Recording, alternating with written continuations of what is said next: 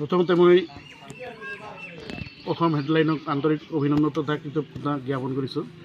মই এইখন 19তম চুৰিপৰা আঞ্চলিক ৰঙালী বিহুৰ সভাপতি হয়।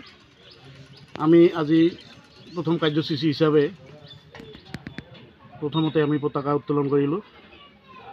আমাৰ দ্বিতীয় কাৰ্যসূচী হিচাপে আমি স্মৃতি তৰ্পক উদ্বোধন কৰিলোঁ। আমাৰ স্মৃতি তৰ্পক উদ্বোধন কৰিছে আমাৰ এই অঞ্চলৰ সমাজকৰ্মী শ্ৰদ্ধাৰ শ্ৰী হিতেশ চন্দ্ৰ দাসদেৱে। তাৰপিছত আমি বৃক্ষৰোপণ কৰিলোঁ। তৃতীয় কাৰ্যসূচী হিচাপে বৃক্ষৰোপণত আমাৰ অংশগ্ৰহণ কৰিছে আমাৰ এইখন চুৰিপাৰা LP স্কুলৰ প্ৰধান শিক্ষক মহোদয় শ্ৰদ্ধাৰ বুদ্ধেশ্বৰ নাথদেৱ আৰু তেখেতৰ সহযোগী অমল বৰ্মন দেৱে। গতিকে তেখেতসকলক মই বিহু উদযাপন কমিটিৰ তৰফৰ পৰা বিশেষভাৱে কৃতজ্ঞতা তথা শ্ৰদ্ধা জ্ঞাপন কৰিছোঁ।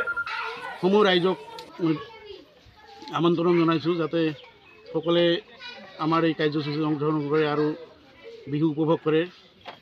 আৰু বিশেষকৈ এই চুৰিপাৰা শংকৰ ক্লাবৰ সৌজন্যত যিখন বিহু উদযাপন কৰা হৈ আছে, ইয়াৰ কৰ্মকৰ্তাসকলক মই বিশেষভাৱে অনুৰোধ জনাইছোঁ।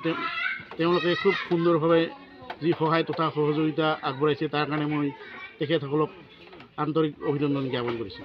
গতানুগতিকভাৱে বিহুখন আজি আহি 19তম বাৰ্ষিক ৰঙালী বিহুত ভৰি দিছে। আজি 19 বছৰ মানে অলৰেডি আমাৰ হৈ গ'ল।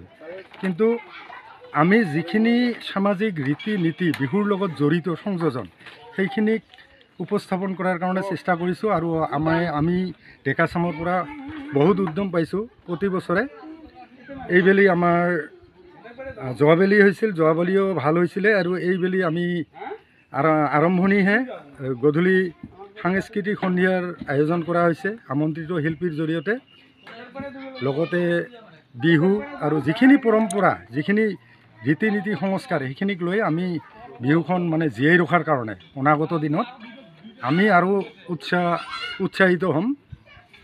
এইখিনি কৈ মই আপোনালোকৰ লাইফক মই মোৰ আন্তৰিক অভিনন্দন জ্ঞাপন কৰিছোঁ।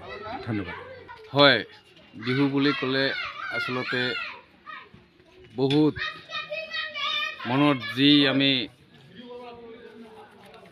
উৎসাহ উদ্দীপনা আমি এই বিহুতে আমি উপভোগ কৰিবলৈ পাওঁ। কাৰণ এইখন অনুষ্ঠানৰ জৰিয়তে প্ৰত্যেকৰে যি মনত যি আনন্দ চিন্তাধাৰা এই বিহুতে আমি একেলগে লগ হৈ আমি উপভোগ কৰিব পাৰোঁ।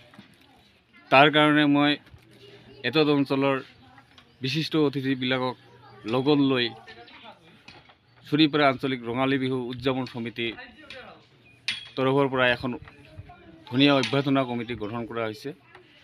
আৰু এই অভ্যৰ্থনাৰ কমিটিৰ জৰিয়তে আমি এইখন অনুষ্ঠান আয়োজন কৰিবলৈ সক্ষম হৈছোঁ। আৰু তেখেতসকলক ধন্যবাদ দিব লাগিব। তেখেতসকলে যাতে যে মোৰ লগত সহযোগ কৰি এইখন অনুষ্ঠান চলাই নিয়াত মোক সহযোগ কৰিছে, তাৰ বাবে মই মোৰ ব্যক্তিগত তৰফৰ পৰা মই বহুত ধন্যবাদ জ্ঞাপন কৰিছোঁ।